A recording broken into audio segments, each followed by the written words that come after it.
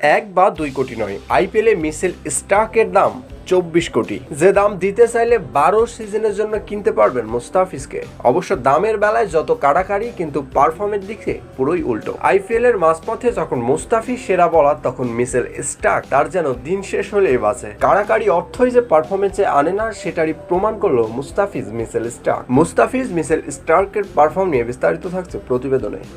প্রথম ম্যাচে Mitchell Starc বল হাতে রানের হাফ সেঞ্চুরি পূর্ণ করেছেন। হেনরিক ক্লাসনের কাছে বেধমা মার খেয়েছেন। এই ম্যাচে এই ব্যাটার খুব একটা আলো ছড়াতে পারেননি, তবে দ্বিতীয় ম্যাচেও এসে যেন স্টার্ক রান বিলিয়ে দিয়েছেন দু হাত ভরেই। প্রথম ম্যাচে ৫৩ রান দেওয়ার পরে দ্বিতীয় ম্যাচেও দিয়েছেন ৪৭ রান। দুই ম্যাচ শেষে ৮ ওভার বল করে স্টার্ক রান দিয়েছেন ১০০। বল হাতেই যেন সেঞ্চুরি করেছেন এই বোলার। স্টার্কের চলমান ইকোনমি ১২.৫। দুই ম্যাচ শেষে কলকাতার খরচে বোলিং এর তালিকায় ১ নম্বরে স্টার্ক। সব থেকে মজার ব্যাপার হলো, দুই ম্যাচে ৪৮ বার ডেলিভারি করেও কোনো পরাস্ত করতে পারেননি কোনো ব্যাটারকেই। অথচ এই স্টার্ককেই আইপিএল এর নিলামে দলে নিতে লেগেছিল কাড়াকাড়ি। প্রায় সব দলই স্টার্ককে দলে নিতে ডাক তুলেছে।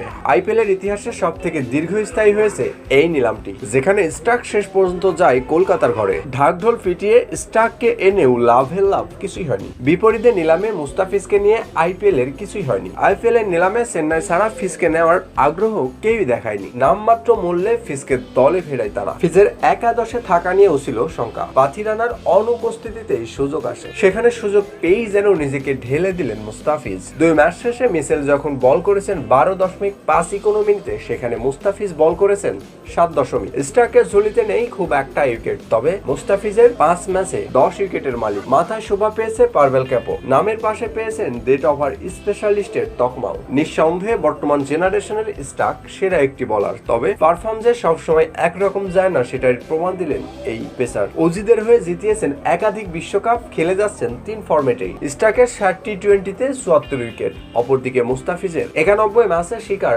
১০৩ উইকেট। এই দুই বলারেরই ইকোনমি ৭.৬। আইপিএল এ ৩০ ম্যাচে ৩৪ উইকেট, অপরদিকে মুস্তাফিজের ৫০ ম্যাচে ৭৪ উইকেট, ফিজের ৫০ ম্যাচে ৫৩ উইকেট।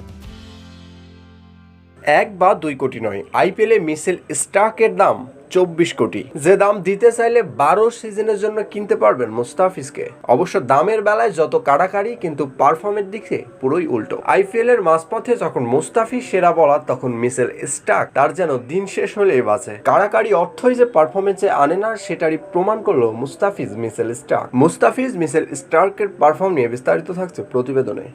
প্রথম ম্যাচে মিচেল স্টার্ক বল হাতে রানের হাফ সেঞ্চুরি পূর্ণ করেছেন। হেনরিক ক্লাসনের কাছে বেধমা মার খেয়েছেন। এই ম্যাচে এই ব্যাটার খুব একটা আলো ছড়াতে পারেননি, তবে দ্বিতীয় ম্যাচেও এসে যেন স্টার্ক রান বিলিয়ে দিয়েছেন